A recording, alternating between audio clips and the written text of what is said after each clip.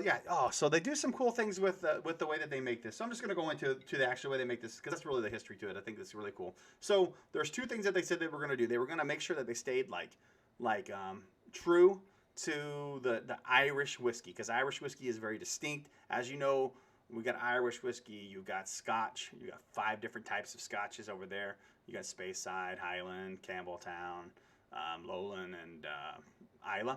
So you got all those types of things there. You've got American whiskeys. You've got Tennessee whiskey. You got bourbon. You got Texas whiskey. Missouri actually just got a Missouri whiskey, and that's all this means is that they're all very similar. But what they do is they go and patent a certain process. Sometimes it's the patent is no more that it has to be this much corn made in this type of way, made with this type of still, produced in this type of state. And there's all sorts of things around it that even when you see things that you start to look and you're going to see bottle and bonding and things like this, which will tell me something. Like on the bottle, you're going to see them say like all sorts of things on the bottle as you go to look.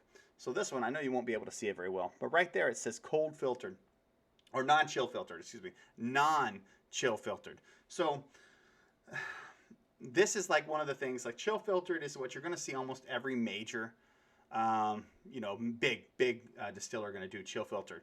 And I'll tell you what that is. So chill filtered is really, I guess I'm not going to really say anything too groundbreaking. But what chill filtered is exactly that. They'll take the whiskey or the juice, as we like to call it in the industry.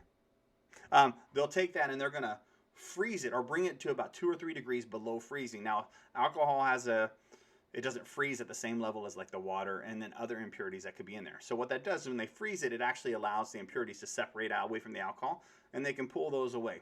So that sounds great, right? No more impurities and things like that.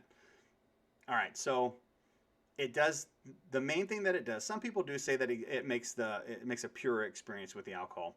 But really what it's for, what chill filtering is really for is cosmetic. My opinion and opinion of every other whiskey snob that I know. But it's mostly cosmetic because when they pull those things out through the cold filtering process, it allows it kind of will make the spirit itself clearer. And you'll see there won't be any haze. So it'll be real crystal clear. It'll be real pretty. That's what you see pouring out of glasses in every commercial that you see is that type of stuff. So when you non-chill filter, which is kind of like, it's something for the bottle to make it look like it's something special. But non-chill filter, what it really does is they don't do that process, so it keeps in those little imperfections, little purities. And a lot of that stuff is stuff that comes from the barrel or comes from the still itself that it's been run through. And it actually, I think, adds a lot of character and stuff to the whiskey itself. So I do like when I see non-chill filter, and a lot of small craft distilleries will do non-chill filter, and they're going to act like they're doing it for all that other stuff. But it's a process. It makes it take longer from distillation to shelf, and then also it's not cheap. It's expensive. So, all right, that's about non-chill filtered. So now you know a little bit more about what that means. Next time you go buy your bottle of whiskey and you see that on there, you're like, what the hell does that mean? Now you know. And knowing's half the battle. I learned that from G.I. Joe. Okay? The other thing is this. This is mash build. We'll talk about the mash build for this. So this is what's interesting about this myself, that I like about this. And I get it in the taste. I haven't had this in a while, so it's going to be kind of a new experience for me. But it is a mash build that does about 3-to-1 or 75-25% grain to a malted barley. So it's the grain, whatever it is, in this case it's corn, to a malted barley. The malted barley, what malting is when the barley, they'll keep it into like a moist environment and it'll start to be like, have you ever seen potatoes and they start to grow little eyes on them? So that's what malting is. It's where it starts to, I don't know what the word is, but it will start to sprout, for lack of better terms, so you can stop it right there. And that creates an enzyme that actually will take the sugars from the other grain or the other cereal and will convert it into, we'll take the starches, from the other grains and convert them into sugars that the yeast can eat to do that. So you can do that by either putting almanase, I think is the name of it. That might not be the right thing, but it's an enzyme that you can put in your distillation to make it happen, or you can naturally do it with the malted barleys and the malted grains. So this is 75% that, 75% just grain and 25% malted barley. The other really cool thing about this is that for this is at least, so there's no age statement on this, but the age of this is 4 years, and that's what you could say, because there is parts of this whiskey that's 4 years old. That's only 4 years old. That means it's only 4 years in the barrel. But there is another part, 25% of it. So 75% is 4 years old from the single grain. 25% is 7 years old from the malted grain. So they take that and then they blend it. And this one in particular, the Teeling small batch, that's done in American X bourbon barrels. All right. So then they take that and they put that after they do the blending, make it taste perfect. That's what the distillers, the master distillers there, they know kind of the percentage to get a consistent taste profile. And then they put those in a rum cask.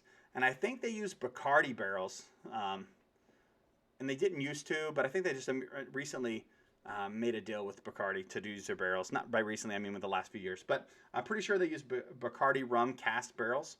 And then they let it sit there for, I think, another 12 months.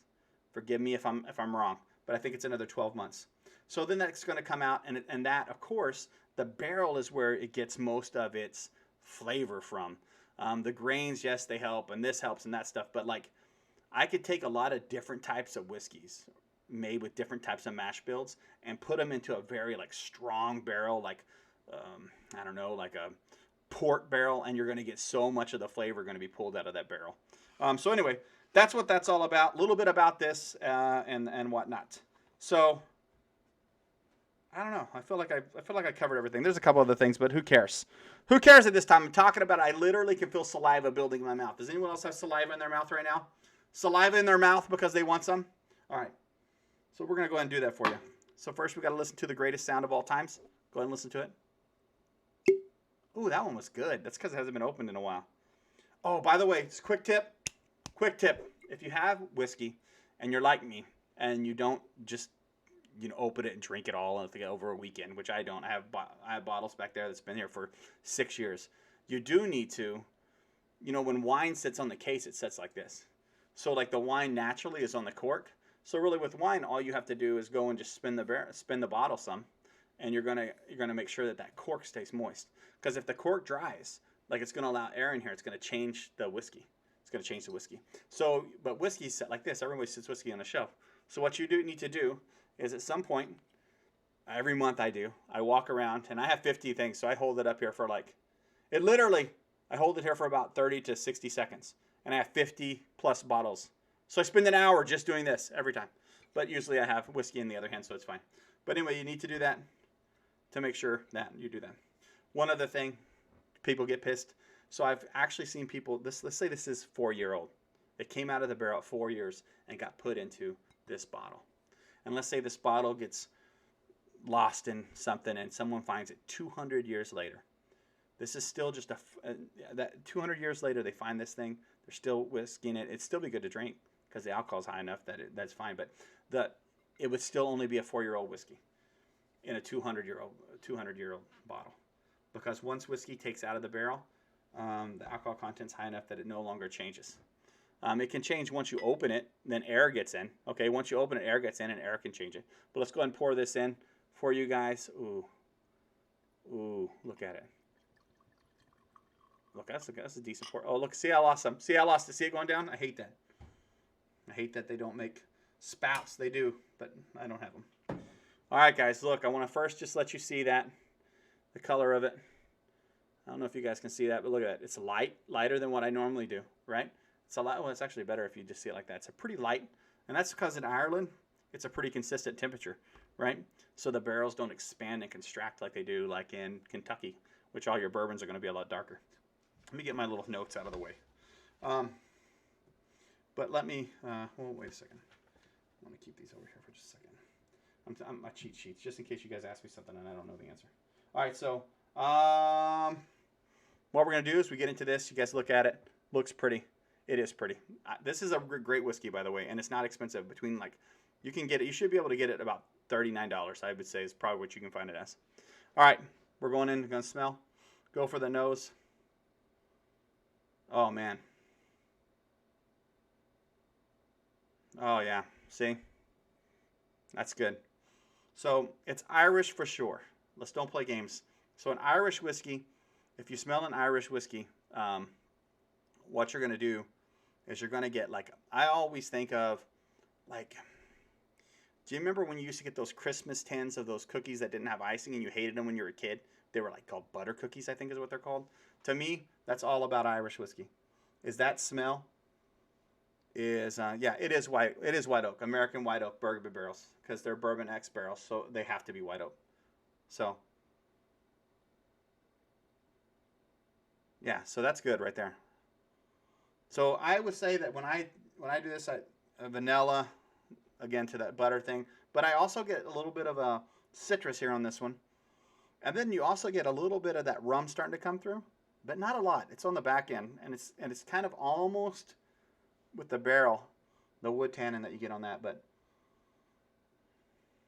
white oak is what Jack Daniels uses. Yeah, in order to be a bourbon, it has to be an unused white oak unused American white oak barrels. It can't be called a bourbon if it's not in that. So if they say they're using ex bourbon, American bourbon barrels, that means it has to be a white, or it's not really a bourbon barrel. So it has to be American white oak.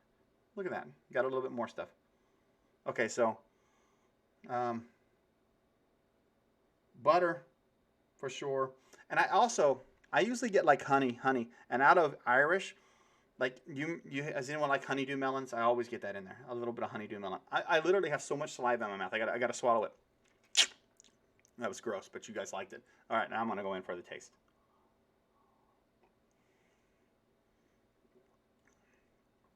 Okay, I usually my first one I just let it go in, kind of coat, um, just to let it go out, get my initial taste, and then I go back in for my real taste. What does sour mash mean? Hmm. All right, let me tell you this, and then I'll answer that question. I know what that is. All right, so the rum to me right now, boom, there's the rum impact right there. Um, so it's really weird actually because everything about the smell and the mouthfeel, which means it's kind of got an oil, like a good richness to it, which is good. Says it should be an Irish, but for some reason I don't ever get what I get now, and it has to be the rum. It's like a darker fruit, like a plum, uh, molasses, kind of like instead of a sugary, like a sweet honey. It's like that honey almost kind of turns from the smell. It's like honeydew melon, that kind of stuff. On the taste, it's almost like a molasses, and that has to be the interaction, with that. Oh my god!